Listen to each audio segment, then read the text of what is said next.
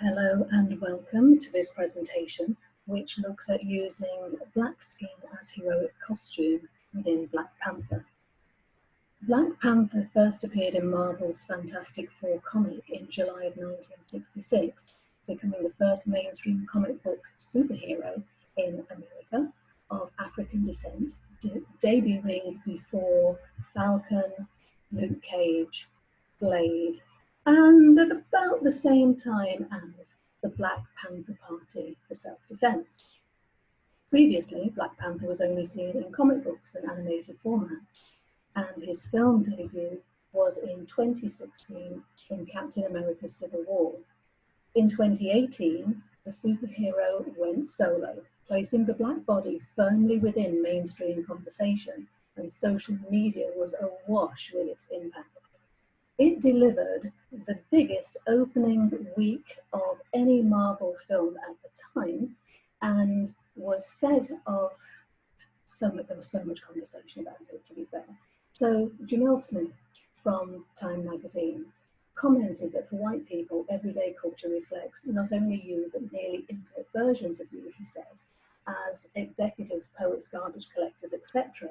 And what Black Panther did, he said, this film shows representation that indicates that black people's humanity is multifaceted. Relating to characters on screen is necessary not merely for us to feel seen and understood, but also for others who need to see and understand us. So this record-breaking superhero warrior king and his nemesis reframed the previous negative stereotypes around the black male body, offering the audience several tropes that they had rarely seen. First of all, a black king, a black superhero, a black villain, two warriors, two members of the royal family, their royal lineage, supported by their intelligence, their ability to be strategic, the fact that they were physically trained and acknowledged as elite. And both of them, as you can see, wearing costumes reflecting their status. Their skin in this film is also used as a metaphor for heroism, a metaphor for armor.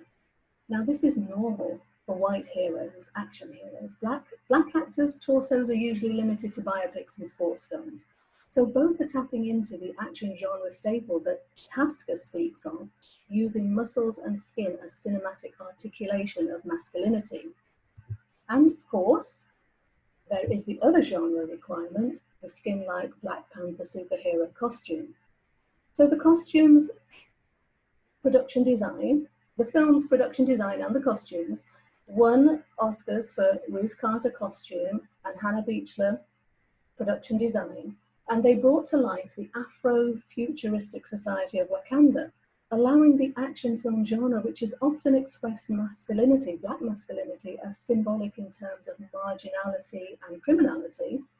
It allowed it to temporarily put aside the former limitations of black male heroism and break the taboos, according to Bernier, where in both mainstream European and American society, only white males are allowed to embrace violence in defense of human rights, end quote. This question of permission for the black body to be violent, a requirement of action heroes, goes into the repetition of the restriction of the black male body, formerly deemed as dangerous, and this film helps to reframe the viewings, readings, and costume of the black body heroically. It has been tried in previous films, but Black Panther did something different. So here we are, even overcoming some of the challenges around the black male body. One of the questions then would be, once you have this male action hero, who is he actually allowed to defeat? So the negative stereotypes addressed here were established in D.W. Griffith's 1915 film, The Birth of a Nation, depicting the Ku Klux Klan, KKK, as heroes who defeated the uneducated, animalistic former slaves who were threatening the fabric of American society. Now, Birth of a Nation is often referred to as America's first blockbuster. It played to sell out crowds, it played at the White House, and everywhere it played, it was plagued with controversy and protest. The National Association for the Advancement of Coloured People objected to its content and called for censorship because it was being used as a KKK promotional tool. So whilst Griffith's film introduced modern film language we use today, including things like choreographed battle scenes with opposing forces entering from opposite sides of the screen, so many of the staples that are actually part of the action hero genre, the film also created some serious restrictions for the accessibility of the black body to the screen. This lack of respect for the black body was examined by Bogle in his seminal text, Tom's, Coons, Mulattoes, Mammies and Bucks. And the stereotypical roles are, the black men are Tom, Coon and Buck. The Uncle Tom was a house servant who would protect his white family at all costs. The Toon was a work-shy fool, childlike, comedic, and a vagabond. And finally, the Buck, a strong, uncontrollable black man unbending to white laws, violent, rude, and lecherous, and he was the most dangerous of all black men. Sneed says that on screen and off screen, Western culture typically denies blacks and black-skinned historical reference, except as former slaves and savages. So these are the stereotypes of deficit around black skin that have been restricting opportunities for actors. And that omission of black actors becomes embedded within narratives that perpetuate difference and discrimination. In the end, the message is black skin equates to physical abuse, hard labor, beatings, and that inequality means broken skin, broken people. Now, the murder of George Floyd in public at the knee of a public office of a police officer demonstrates the scale of the problem.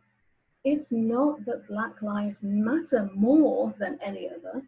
It is that they have historically, through systemic racism within law, within the education system, within our advertising and film imagery, through our associations with colour and our colonial language, always been portrayed as other or unworthy or lesser than. So many theorists speak to this, Fanon, Dyer, Hall, Mercer, they're among many who talk about these issues. Therefore, it becomes naturalized that stories about Black heroism were omitted from our screens, and those that were too compelling to overlook were systematically cast using white actors. So Baz Reeves, well known to be an African American and the real Lone Ranger, is believed by all to be white.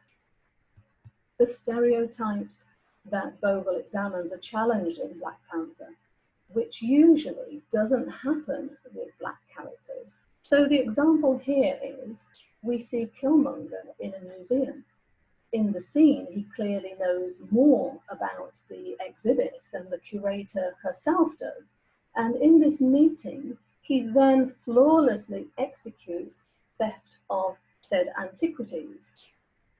This is a very rare twist on a stereotype that happens often. We see it with blondes, we see it with action figures, but rarely do we see it with Black characters. So going back to the question, if we have a Black hero, who is he allowed to defeat? So pre-Black Panther, Will Smith was the go-to hero, and he could not defeat a white male. Now, it wasn't said he couldn't defeat a white male in the same way that Bruce Willis or Arnold Schwarzenegger or countless others could. The unwritten rule placed him within the action sci-fi genre, meaning that the enemies he actually defeated were repeatedly aliens. So they were more other than he was, like in Independence Day and Men in Black, where he dealt with aliens. I, Robot, where he deals with futuristic robots. He saves the world from disease and zombies in I Am Legend. And when he did play a superhero in Hancock, he actually needed to be saved from his alcoholism first. So, barring aliens, the supervillain must be the superhero's equal. In intellect, in prowess, in resolve, they must be equally matched. The habitus that Bourdieu speaks of, the status and cultural capital, are both here obviously shared by Killmonger and T'Challa. Both are trained for their roles as leaders. Neither of them are a reluctant hero. So some tropes are broken and twisted here. There is no need for the traditional weak alter ego transforming into the superhero required here. That montage is not necessary. Additionally, unlike Superman's Clark Kent or Spider-Man's Peter Parker, the angst and subterfuge of a double life are also removed in Black Panther because both aspects of T'Challa and Black Panther are of equal status and are known to all of Wakanda. In fact, Black Panther is the formal title of T'Challa, King of Wakanda.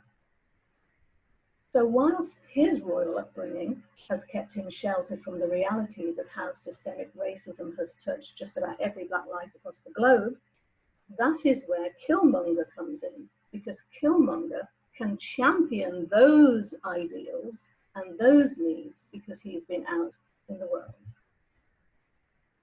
It is the layering and repetition of their commonalities through costume and mise-en-scène that indicates the subtext that in many ways and on many levels, they wear the same skin. Connor refers to skin's power as substance, vehicle, and metaphor, commenting that skin has come to mean the body itself. So the interrogation of skin as costume in action films for me has meant interrogating the readings of fear and racism and fetishization around Black skin. It appears that the power of Black skin lies within the stereotype of the book because he has some of the same qualities needed by the hero and the nemesis. Therefore, Killmonger